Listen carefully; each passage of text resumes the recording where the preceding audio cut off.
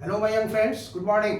स्वागत है आप सबों का मेरे चैनल फिजिक्स प्लस 2 में। मैं सुरेश सर फिर एक बार आपके साथ क्लास 12 के फिजिक्स को लेकर करंट इलेक्ट्रिसिटी का एमसीक्यू आप देख सकते हैं। यहाँ से लिखा हुआ है current electricity MCQ for class 12 physics examination 2024 की जो परीक्षा होगी उसके लिए आप सभी तैयारी से में लगे होंगे और अपना जो प्रिपरेशन है उसमें कंटिन्यूएशन बनाए रखिए।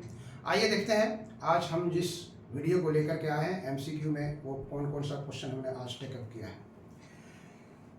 पहला क्वेश्चन है, देखिए आपसे, प्रतिरोध का मात्रक होता है the unit of resistance is weber ampere ohm henry. Weber ampere ohm henry. तो आप जानते हैं ओम्स लॉ पढ़े हैं, आप ओम्स लॉ पढ़े हैं R V equal to I R, इसलिए R equal to V by I. V हो गया वोल्ट और I हो गया एम्पियर, इसको हम लोग कहते हैं ओम। इसलिए प्रतिरोध का जो SI मात्रक है वो ओम है and option C is correct. Option C जो है वो करेक्ट है आपका। क्वेश्चन नंबर 2 आइए देखिए, एक ओम के 3 प्रतिरोधों के संयोजन से कितना न्यूनतम प्रतिरोध प्राप्त किया जा सकता है। एक ओम का 3 रेसिस्टेंस है, तीनों को किस ढंग से कनेक्ट किया जाए कि मिनिमम रेसिस्टेंस प्राप्त हो सकता है। मिनिमम आपके पास है क्या, 1 ओम, 1 ओम और 1 ओम, 1 ओम, 1 ओम, 1 ओम, 3 प्रतिरोध है। अगर आप तीनों को सीरीज में जोड़ देंगे तो R1 plus R2 plus R3 मतलब 3 ओम हो जाएगा। That is not minimum. अगर तीनों को पैरेलल में जोड़ेंगे तो 1 by R, 1 by R, 1 by R equal to 1 by 1, 1 by R1 plus 1 by R2 plus 1 by R3। इस तरह से जोड़ेंगे तब ये आएगा 1 बाय, मतलब ये हो जाएगा 3 आपको आ जाएगा। यहाँ से 1 बाय 1 है तो 3 हो जाएगा, यहाँ से 3 बाय 1, इसलिए यहाँ से अगर R निकालेंगे तो ये हो जाएगा आपको 1 बाय 3 ओम चला आएगा। इसलिए कहता है एक ओम के 3 प्रतिरोधों के संयोजन से कितना न्यूनतम प्रतिरोध प्राप्त होगा। आप ये भी जानते होंगे कि पार्श्व क्रम में, समानांतर क्रम में, पैरेलल क्रम में रेसिस्टेंस का जो इक्विवेलेंट रेसिस्टेंस होता है उसमें जो लोवेस्ट वैल्यू है उससे भी लेस होता है, उससे भी कम होता है। तो मतलब एक ओम के 3 प्रतिरोध हैं तो उसका जो वैल्यू होगा 1 ओम से भी कम होगा। तो 1 ओम से कम इसमें कौन है, 1 ओम से कम है 1 बाय 2 और 1 बाय 3। तो न्यूनतम वैल्यू जो होगा ये आपको 3 ठो है, इसलिए option D is correct. Option D correct. Question number 3 देखिए, क्वेश्चन नंबर 3 में कह रहा है एक माइक्रो एम्पियर की धारा में प्रति सेकंड कितना इलेक्ट्रॉन प्रवाहित होता है। 1 माइक्रो एम्पियर की धारा है और उसमें कितने इलेक्ट्रॉन 1 सेकंड में प्रवाहित होता होगा। 1 माइक्रो एम्पियर की धारा में प्रति सेकंड कितना इलेक्ट्रॉन प्रवाहित होता है। 4 ऑप्शन दिया हुआ है, 0.625 10 to the power 13, 0.625 10 to the power 19, 1.6 into 10 to the power minus 19, 1.6 into 10 to the power 19। आप फॉर्मूला पढ़े हैं I equal to N E by T. तो यहां से आपको n निकालना है, तो that is I into T by E. तो I हो गया आपको 1 माइक्रो एम्पियर, 1 माइक्रो एम्पियर दिया हुआ आपको, 1 माइक्रो एम्पियर मतलब 10 to the power minus 6 ampere. तो ये हो गया 1 into 10 to the power minus 6, ये 1 सेकेंड है, और ये 1.6 into 10 to the power minus 19। इसको हटा दीजिए यहाँ से, 10/16 हो जाएगा और ऊपर हो जाएगा माइनस 6 प्लस 19। इसमें आप डिवाइड कर दीजिए 0.625 और ये 10 to the power 13, 0.625 10 to the power 13। Option A में ही है, यहाँ पर 19 है, यहाँ पर माइनस 19 है, इसलिए option A is correct. Option ए जो है वो आपका सही है। क्वेश्चन नंबर 4 आइए देखिए, निम्नलिखित में से कौन सदिश राशि है। Which of the following is a vector quantity. विद्युत धारा, धारा घनत्व, आवेश विभव, electric current, current density, charge and potential. निम्नलिखित में से कौन सदिश राशि है? विद्युत धारा, धारा घनत्व, आवेश विभव। Which of the following is a vector quantity? Current, electric current, current density, charge and potential. तो आप जानते हैं कि ये जो विभव है या पोटेंशियल है, चार्ज या आवेश है, ये स्केलर क्वांटिटी है। यहाँ दोनों पर कंफ्यूजन है। देखिए, electric current has both magnitude and direction. विद्युत धारा को मात्रक और दिशा दोनों होता है, but it does not follow the addition rule of vector. Vector के एडिशन रूल को फॉलो नहीं करता है, जिसके चलते हम लोग इसको स्केलर क्वांटिटी मानते हैं, स्केलर क्वांटिटी मानते हैं। और current density is a vector quantity, इसलिए इसका ऑप्शन जो है बी ऑप्शन जो है वो आपका correct, B option correct. Question number 5 कह रहा है धारा घनत्व का एसआई मात्रक क्या होगा? What is SI unit of current density? Current density का एसआई यूनिट क्या होगा? करंट डेंसिटी का फॉर्मूला बोलिए। Current density is current by area. I equal to, और जे इक्वल टू, करंट को जे से लिखते हैं, J equal to I by A. Area हो गया, आई हो गया एम्पियर और ये हो गया मीटर स्क्वायर। ये हो गया ampere per metre square. This is ampere per metre square. ये हो गया आपका करंट डेंसिटी का एसआई यूनिट। यहाँ देखिए क्या हुआ है, ए नंबर में ही दिया हुआ है एम्पियर पर मीटर स्क्वायर, इसलिए option A is correct. Option ए जो है वो करेक्ट है। यहाँ पर एम्पियर पर मीटर है, यहाँ कूलम पर मीटर स्क्वायर है और यहाँ कूलम पर मीटर है। क्वेश्चन नंबर 6 में आइए, देखिए धारा घनत्व की बीमा होती है। Which one of the following is the dimension of, या what is dimension of current density? Dimension of current density से हाथ निकालेगा तो यही होगा ना, ए और एल माइनस 2। एम्पियर का ए हो गया और मीटर का एल हो गया, ए एल माइनस 2। यहाँ पर है A L minus 1, A L minus 2, A T L minus 2, A T L minus 1, इसलिए option B is correct. B जो है वो करेक्ट। क्वेश्चन नंबर 7 आता है विद्युत धारा और अनुगमन वेग के बीच संबंध है। विद्युत धारा और अनुगमन वेग के बीच रिलेशन है। The relation between electric current and drift velocity.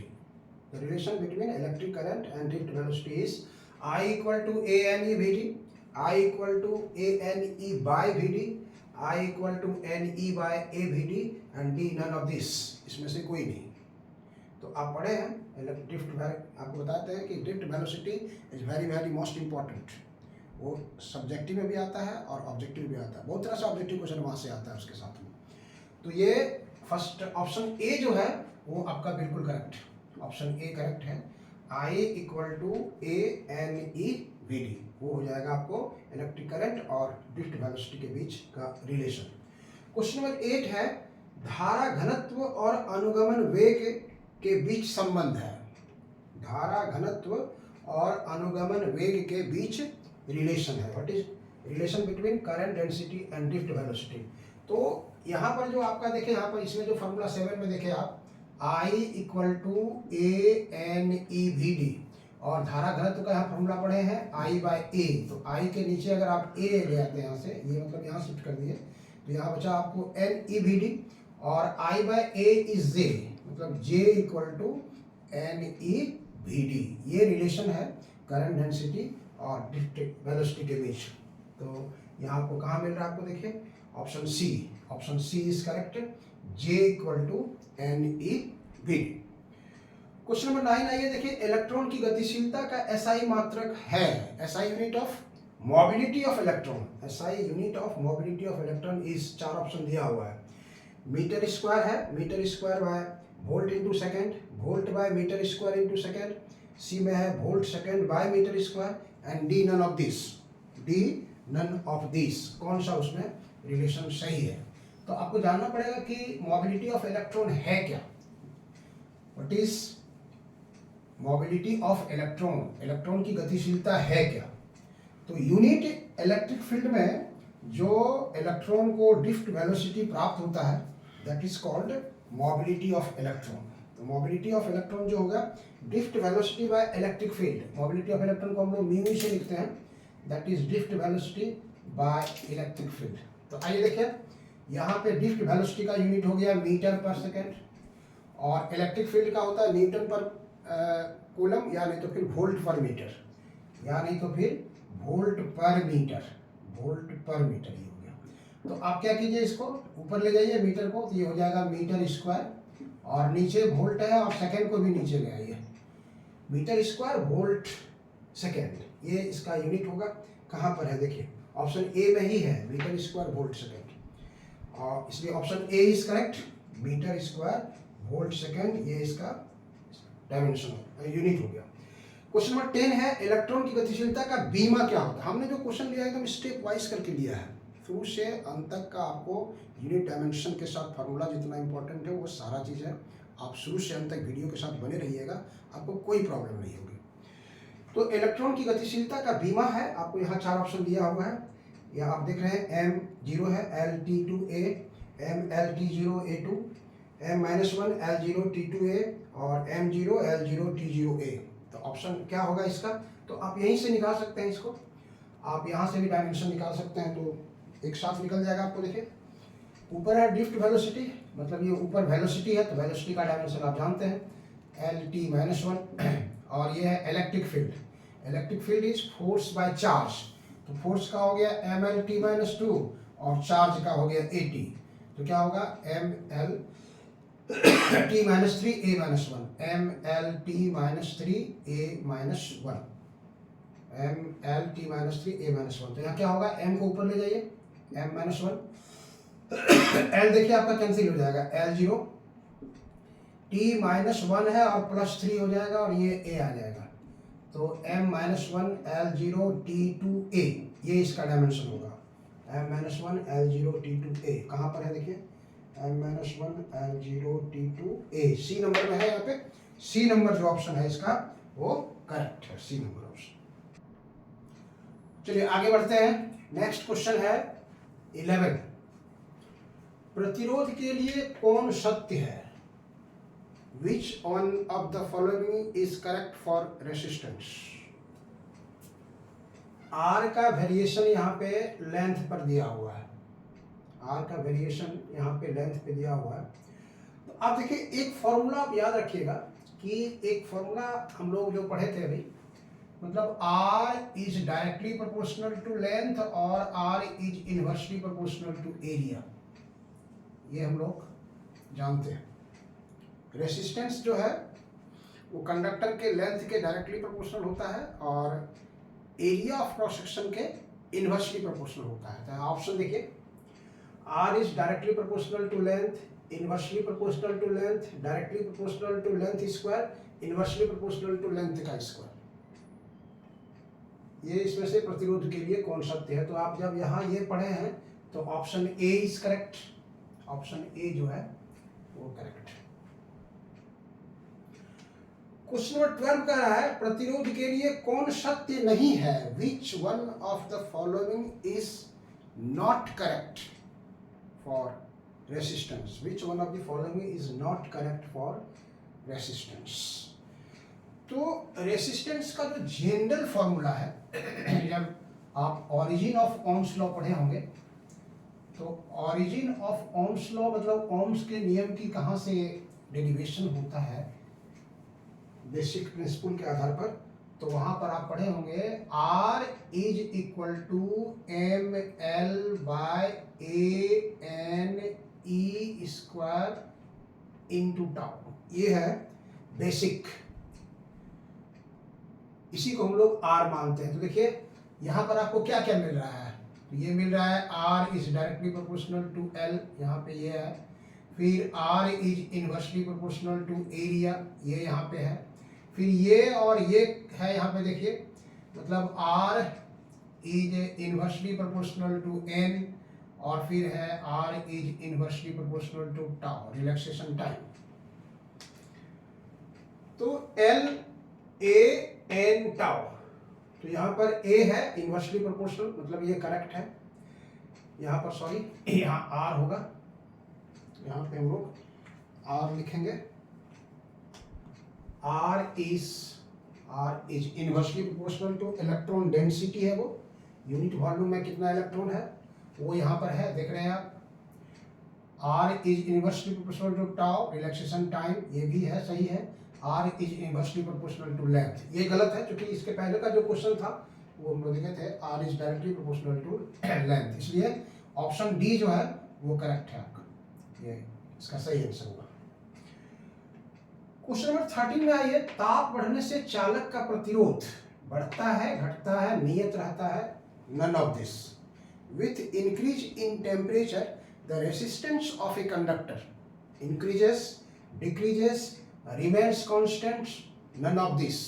तो आप dependence of resistance on temperature आप पढ़े होंगे। टेम्परेचर पर किसी कंडक्टर का जो रेसिस्टेंस है वो किस रूप में डिपेंड करता है, किस रूप में निर्भर करता है, तो उसका फॉर्मूला पढ़े होंगे। R T equal to R zero 1 plus alpha into T, alpha into T minus zero, आप लिख सकते हैं alpha into T minus zero. तो अगर इसको हम यहाँ कर दें, इसको तोड़ देते हैं, R zero plus 1 R zero, और तब ये R zero alpha into T minus zero की बात करेंगे हम लोग। तो यहाँ देखेंगे कि 0 डिग्री सेल्सियस से T डिग्री सेल्सियस अगर टेम्परेचर कर दिया है तो रेसिस्टेंस का वैल्यू जो है वो R0 से ज़्यादा होगा, क्योंकि R0 में इतना ऐड हो रहा है तब ये मिल रहा है। इसलिए with increase in temperature resistance increases, ताप बढ़ने से चालक का प्रतिरोध क्या होगा? बढ़ता है। ताप बढ़ने से चालक का प्रतिरोध बढ़ता है, और ये क्लास 12 के स्टैंडर्ड एग्जामिनेशन में बहुत बार पूछा गया है, इसको आप ध्यान रखेंगे। क्वेश्चन नंबर 14 आइए, ताप बढ़ने से चालक की विद्युत चालकता क्या होती है? बढ़ती है, घटती है, नियत रहती है? None of this. विद्युत चालकता मतलब वो इलेक्ट्रिकल कंडक्टिविटी। तो electrical conductivity is reciprocal of resistance. Resistance अगर बढ़ेगा तो चालकता घट जाएगी, और रेसिस्टेंस अगर घटेगा तो चालकता बढ़ जाएगी। तो यहाँ पर हो रहा है ताप बढ़ने से रेसिस्टेंस क्या हुआ? बढ़ गया, तो चालकता क्या होगी? घट जाएगी। बढ़ती है, घटती है, नियत रहती है, इसलिए option B is correct. Option B जो है वो करेक्ट है, घट जाएगी। क्वेश्चन नंबर 15 में आइए, देखिए 12 ओम प्रतिरोध का एक तार एक वृत्त के रूप में मोड़ा गया है। इसके व्यास के किनारों के बीच का समतुल्य प्रतिरोध कितना होगा? 3 ओम, 6 ओम, 9 ओम, 12। A wire of resistance 12 ohm is bent in the form of a circle. Then you have to find equivalent resistance across its diameter. इसके diameter के about आपको निकालना है equivalent resistance कितना होगा। तो diameter के about निकालेंगे, इसका मतलब हो गया कि 2 पार्ट हो जाएगा इसका, 2 सेमी सर्किल के रूप में इसकी चर्चा कर सकते हैं। 2 सेमी सर्किल, ये पहले वायर ये था आपका, इस रूप में था, अब इसको मोड़ दिए इस तरह से, मतलब एक ऐसे हो गया और फिर एक ऐसे हो गया, इस तरह से, इस तरह से। तो यहाँ पे आपको निकालना है ए और बी। तो इधर का रेसिस्टेंस और इधर का रेसिस्टेंस, टोटल रेसिस्टेंस है 12 ओम, और वायर क्या है? यूनिफॉर्म है। यूनिफॉर्म है तो मतलब इक्वल रेसिस्टेंस होगा। तो इधर हो जाएगा 6 ओम और इधर भी हो जाएगा 6 ओम।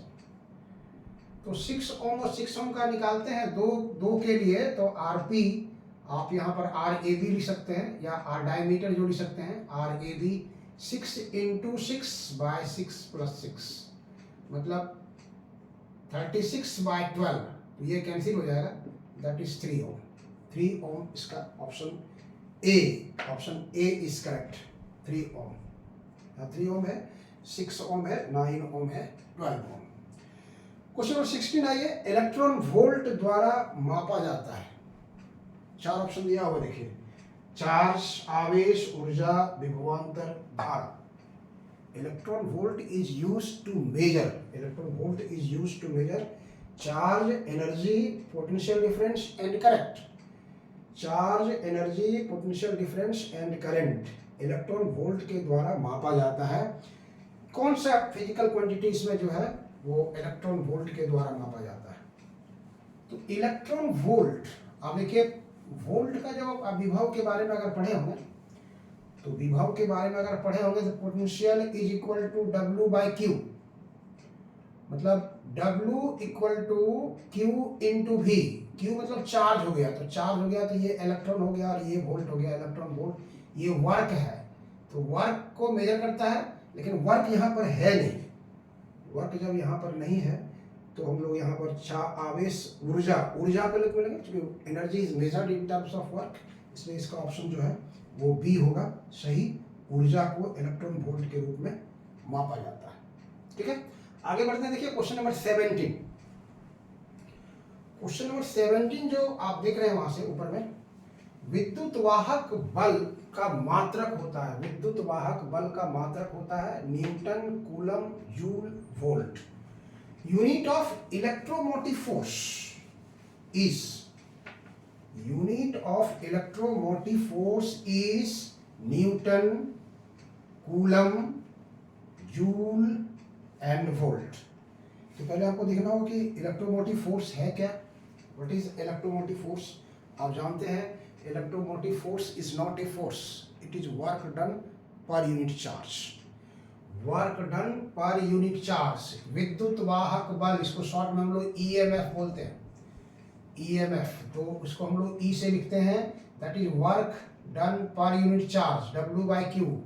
डब्ल्यू हो गया आपको जूल और ये होगा कूलम, जूल पर कूलम इज वोल्ट, इसलिए इसका जो एसआई यूनिट होगा वो हम लोग का वोल्ट होगा। और option D is correct, option D जो है करेक्ट।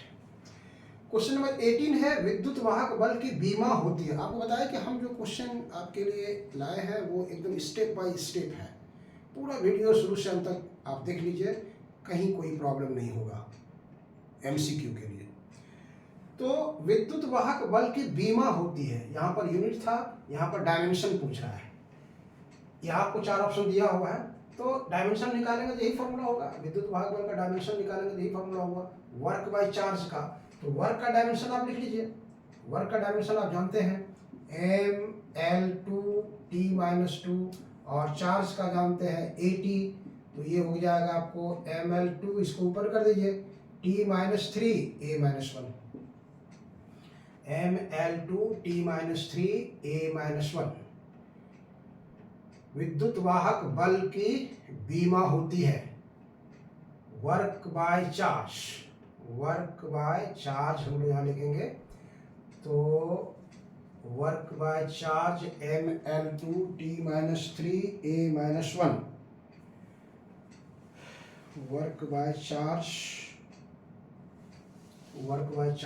mL2T-3 A-1। यहाँ पर ऑप्शन जो है वो इस रूप में यहाँ पर गलती से लिखा गया है। देखिए A-1 होगा वहाँ पे।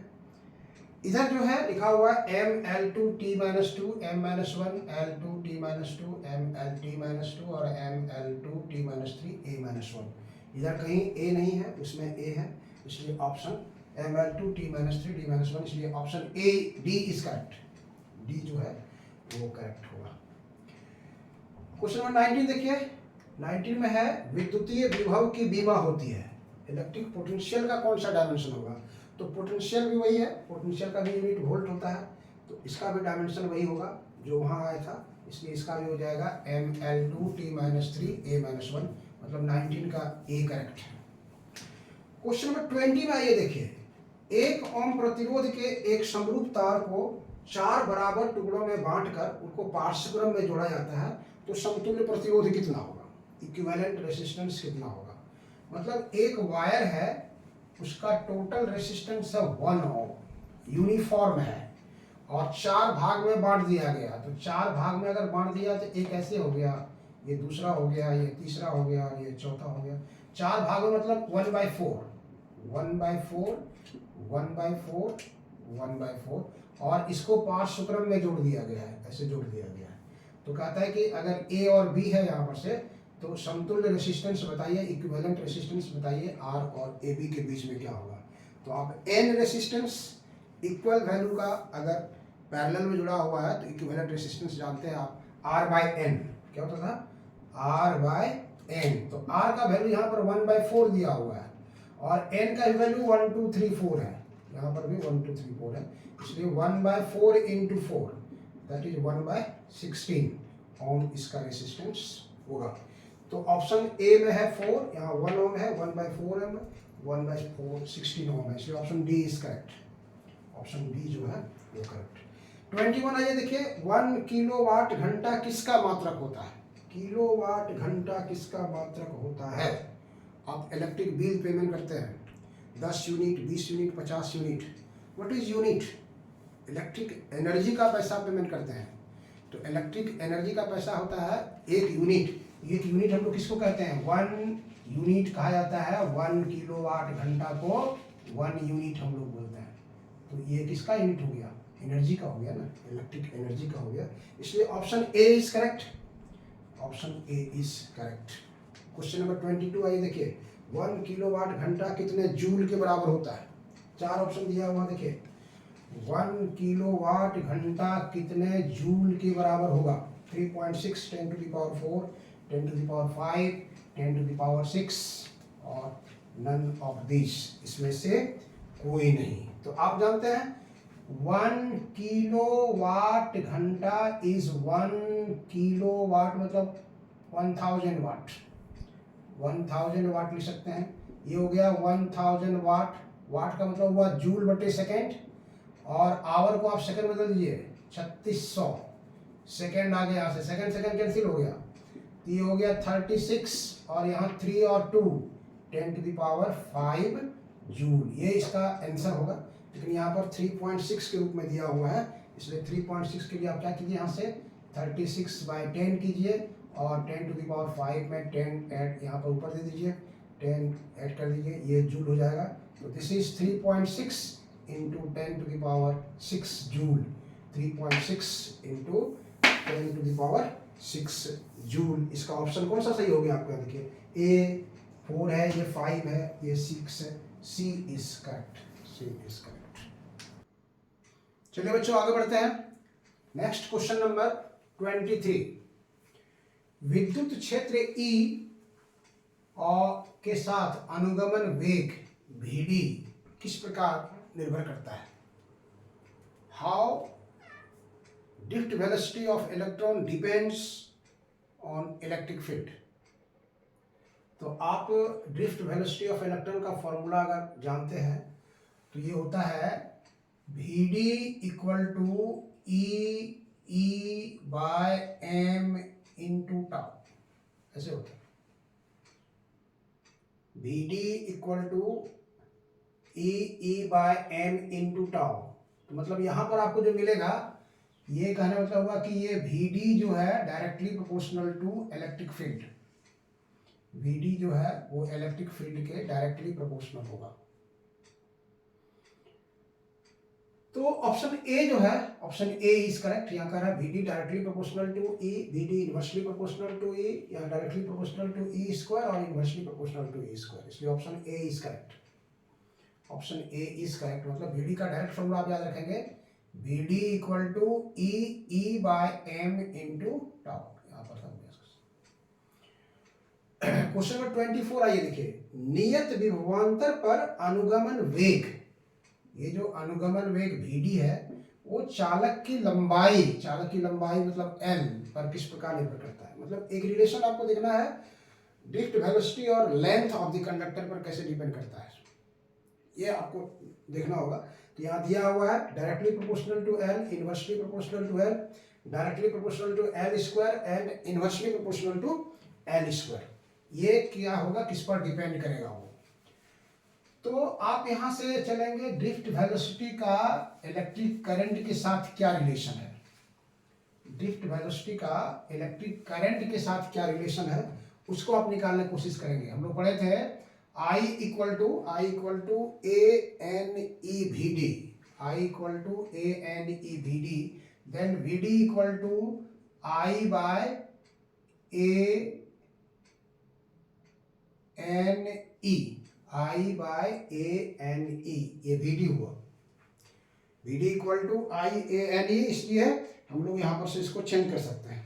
ठीक है, अब I का फॉर्मूला बैठाइए, ओम्स लॉ लगाइए। I equal to V by R, V by R हो गया, और नीचे जो है आपका ए एन ई ओ रह गया। अब यहाँ कहता है कि नियत विभवांतर पर, मतलब ये भी मेरा कांस्टेंट है, तो आर का वैल्यू पुट कीजिए। तो भी ऊपर रह गया और आर का वैल्यू जानते हैं आप, R equal to rho into L by A, यहाँ पुट कर दीजिए rho into L by A ऊपर ले गए और नीचे हो गया ए एन ई, तो फिर ये कैंसिल हो गया, मतलब ये आ गया आपको भी बाय रो एन ई, और यहाँ पर आप 1/L कर सकते हैं। तो ये सारा चार्ज कांस्टेंट है यहाँ से, मतलब भी डी पर आप यहाँ कर सकते हैं कांस्टेंट 1/L, मतलब भी D inversely proportional to L होगा, यहाँ से inversely proportional to L, inversely proportional to L. तो यहाँ देखिए डायरेक्टली प्रोपोर्शनल टू एल, ये इनवर्सली प्रोपोर्शनल टू एल है, इसलिए option B is correct, option B जो है वो करेक्ट। क्वेश्चन नंबर 25 है, धातुओं में मुक्त इलेक्ट्रॉनों की संख्या किस कोटि की होती है? Free electrons per unit volume, इसको हम लोग इलेक्ट्रॉन डेंसिटी भी बोलते हैं, free number of free electrons per unit volume या इलेक्ट्रॉन डेंसिटी। धातुओं में मुक्त इलेक्ट्रॉनों की संख्या किस कोटि की होती है? 10⁻29, 10⁻23, 10⁻19, 10⁻10। तो ये आपका होता है 10⁻29, 10⁻23, 10⁻19, 10⁻10। ये 10⁻28 और 29 इसी के ऑर्डर में होता है, यहाँ पर 29 दिया हुआ इसलिए हम लोग प्रेफर करेंगे 29, ये per unit volume free electrons. Question number 26 देखिए, अधिकांश धातुओं के लिए श्रांति काल होता है, श्रांति काल या विश्रांति काल, अंग्रेजी में time of relaxation. Free electrons जब चलता है वहां पर से, तो एक इलेक्ट्रॉन दूसरे इलेक्ट्रॉन से कोलाइड करता है, तो दो कंसेक्यूटिव कॉलिजन्स के बीच का जो टाइम होता है that is called time of relaxation, उसको हम लोग विश्रांति काल या श्रांति काल कहते हैं। तो ये किस ऑर्डर का है? यहाँ पर है 10⁻⁻4 सेकेंड, 10⁻�10 सेकेंड, 10⁻⁻14 सेकेंड और 10⁻⁻20 second. You know it, 10⁻⁻14 second, 10⁻⁻14 second. Question number 27 कह रहा है, ताप बढ़ने से श्रांति काल क्या होता है? बढ़ता है, घटता है, नियत रहता है, नन ऑफ दिस। मतलब अगर हम टेम्परेचर इंक्रीज करेंगे तो टाइम ऑफ रिलैक्सेशन पर क्या प्रभाव पड़ेगा? तो आपको ढूंढना पड़ेगा कि टाइम ऑफ रिलैक्सेशन का जो संबंध है वो इसके साथ, टेम्परेचर के साथ किस प्रकार है, वो हम लोग यहाँ पर उसको देखने की कोशिश करेंगे, तब उसका आंसर आपको मिलेगा। टाइम ऑफ रिलैक्सेशन आप समझ गए, 10⁻⁻14 ऑर्डर का होता है, मतलब ये नॉट कांस्टेंट, ये आपको इलेक्ट्रॉन के वेलोसिटी जो है वो आरएमएस वेलोसिटी, उस पर आप डिपेंड करता है। तो टाइम ऑफ रिलैक्सेशन यहाँ देखिए, time of relaxation is T, मतलब एक इलेक्ट्रॉन जब यहाँ से गया, यहाँ टकराया, फिर ये आया, मान लीजिए यहाँ टकराया, तो इसमें जो टाइम लगा टाइम ऑफ रिलैक्सेशन, और ये हम लोग कहते हैं लैम्डा, ये फ्री पाथ कहलाता है। तो time of relaxation is lambda by V R M S. यहाँ से जो इलेक्ट्रॉन गया उसका स्पीड क्या होगा? तो टेम्परेचर जब बढ़ेगा ना, तो इलेक्ट्रॉन्स का स्पीड क्या होगा? बढ़ जाएगा। तो टाइम के साथ, मतलब V R M S T, temperature के साथ बढ़ता है, ये आपको समझना है। टेम्परेचर बढ़ाएंगे तो ये बढ़ेगा, और ये जब वी आर एम एस बढ़ेगा तो टी टाउ घटेगा, इसलिए देयरफॉर टाउ मतलब ये घटता है, ये घटता है। क्लियर हो गया आपको? यहाँ से relaxation time free path divided by V R M S, velocity of electrons, or root mean square velocity of. Temperature बढ़ेगा तो ये वेलोसिटी क्या होगा? बढ़ेगा। ये वेलोसिटी बढ़ेगा तो ये टाइम घट जाएगा, टाइम ऑफ रिलैक्सेशन घटता है। तो ये हो गया, ताप बढ़ने से श्रांति काल बढ़ता है, घटता है, नियत रहता है। तो ऑप्शन बी इज करेक्ट। क्या होगा? ये घटता है। क्वेश्चन नंबर 28 देखिए, ताप बढ़ने से अनुगमन वेग क्या होगा? आप देखिए, टेम्परेचर बढ़ने से ड्रिफ्ट वेलोसिटी क्या होगा इसका? ताप बढ़ने से अनुगमन वेग बढ़ता है, घटता है, नियत रखता है, नन ऑफ दिस। टेम्परेचर बढ़ने से क्या अनुगमन वेग क्या होगा? बढ़ेगा या घटेगा या कांस्टेंट रहेगा? None of this. तो हम लोग इसके पहले जो ड्रिफ्ट वेलोसिटी का फॉर्मूला लिखाया था आपको, V D equal to E by M into tau. तो टेम्परेचर बढ़ने से आप देख रहे हैं ये घट गया, मतलब यहाँ पर आप देख रहे हैं V D directly proportional to tau, मतलब टाइम ऑफ रिलैक्सेशन, विश्रांति काल या श्रांति काल जो है वो अगर बढ़ेगा तो ये बढ़ेगा और ये घटेगा तो ये घटेगा। तो अभी आप देखें टेम्परेचर बढ़ने से विश्रांति काल जो है वो घटता है, इसलिए अगर ये घटेगा तो ये भी घटेगा, इसलिए option B is correct. Option B जो है वो सही है। क्वेश्चन नंबर 29 देखिए, किरचॉफ का धारा नियम किस सिद्धांत का पालन करता है?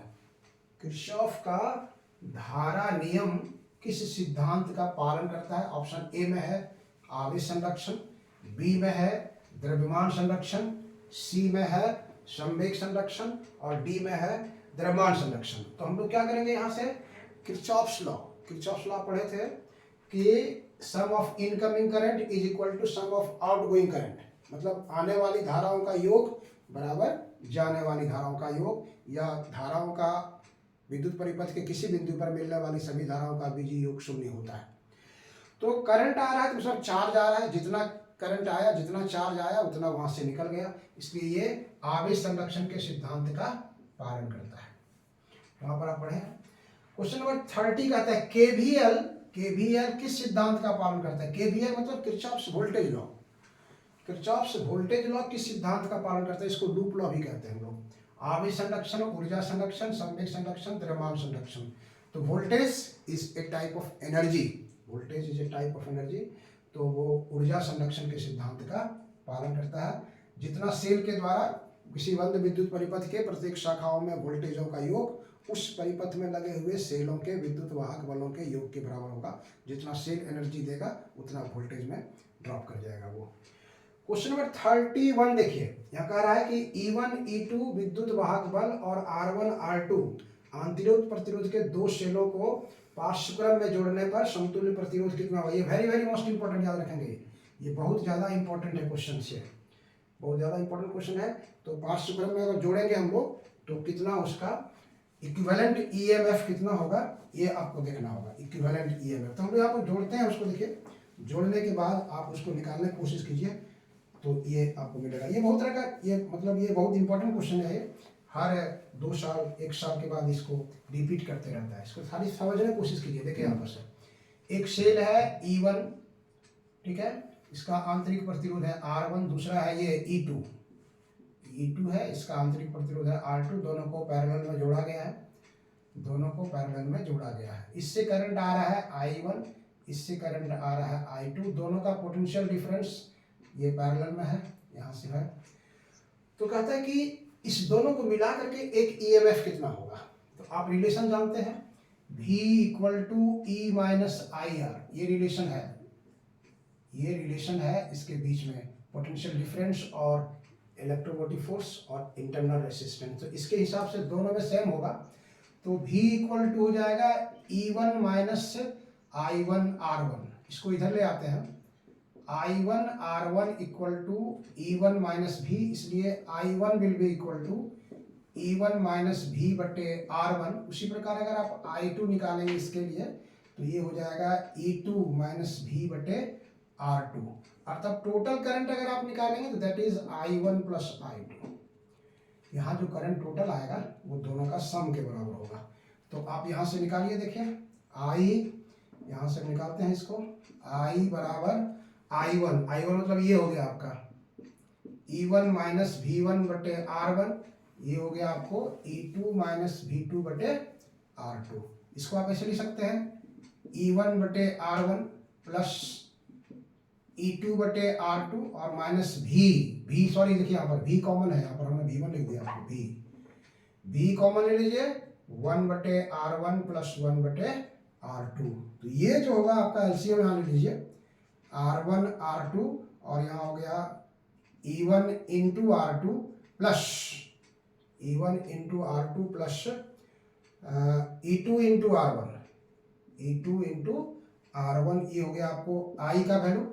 और यहाँ से V ले लीजिए आप सब, तो V ले लीजिए, यहाँ से क्या हो जाएगा R1 R2 LCM आ जाएगा, यहाँ पे हो जाएगा R2 plus R1, I = EV - IR। इसलिए V निकालिए, फिर यहाँ से तो क्या होगा V = E - IR, V = E - IR अगर यहाँ से लेंगे हम लोग, तो ये जो हम लोग यहाँ से निकालने की कोशिश करेंगे इसके साथ में अगर हम लोग निकालने की कोशिश करते हैं V equal to E1 minus E2 और R1 प्लस R2 के साथ V इक्वल टू यहाँ तो हम लोग एलसीएम लेके निकाल दिया इसको। यहाँ एलसीएम ले लिया R1 R2, तो ये हो गया R1 कैंसिल हो गया, तो यहाँ R2 आ गया, यहाँ R2 कैंसिल हो गया, R1 आ गया, भी यहाँ R1 R2 आया और R2 प्लस R1 आ गया। तो हम क्या करते हैं, इसको उठा के इधर ले आते हैं, ये पूरा उठा के इधर ले आए, भी R2 प्लस R1 R2 बराबर दिस रहा और इसको इधर कर दिए हम लोग। तो इसके रिस्पेक्ट में लाना चाहते हैं, जो यहाँ क्वेश्चन यहाँ लिए थे भी लिए, तो इसका जो है सब मल्टीप्लाई हो जाएगा इधर से उलट करके। तो यहाँ जो था E1 R2 E2 R1 बटे R1 इंटू R2, और ये रेसिप्रोकल हो गया, उलट चला गया, R1 इंटू R2 बटे R1 प्लस R2। तो ये R1 R2 और ये R1 R2 कैंसिल हो गया आपका यहाँ से, और यहाँ पर हो गया I R1 R2 बटे R1 प्लस R2।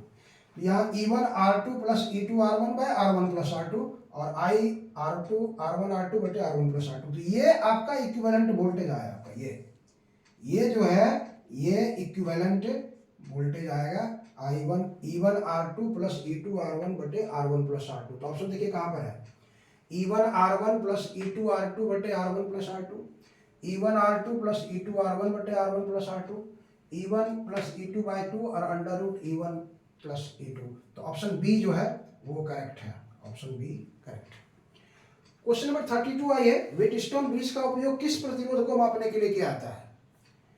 केवल उच्च प्रतिरोध, ओनली फॉर हाई रेसिस्टेंस, केवल निम्न प्रतिरोध मतलब सिर्फ low resistance, both A and B दोनों, और डी नन ऑफ दिस। तो ऑप्शन सी जो है वो करेक्ट है, ए एंड बी दोनों।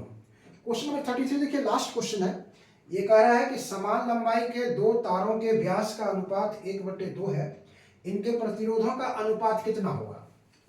इनके प्रतिरोधों का अनुपात कितना होगा? दो समान लंबाई के दो तार है जिसका डायमीटर का रेशियो दिया हुआ है, आपको डायमीटर का रेशियो दिया हुआ है R1 और 1:2 उसके डायमीटर का रेशियो दिया हुआ है। तो उसके प्रतिरोध का रेशियो क्या होगा, उसके प्रतिरोधों का अनुपात कितना होगा, वो आपको निकालने के लिए कहता है। आइए देखें, डायमीटर का मतलब हुआ D1/D2, ये है 1/2, तो आप R1/R2 भी निकाल सकते हैं, तो वो भी उतना ही होगा। ये क्या होगा, D1/2 और D2/2, फिर दोनों में 2 से भाग कर देंगे तो ये हाफ ही रहेगा आपको।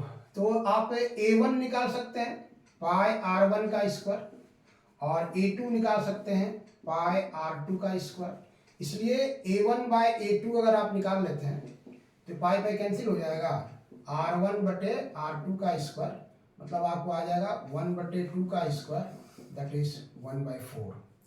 तो रेसिस्टेंस आप निकालिए R1, तो रो इंटू L/A1, चूंकि लेंथ समान है, दोनों का समान लंबाई है, और फिर आ जाएगा आपको R2, और R2 जो आ जाएगा आपको रो इंटू L/A2।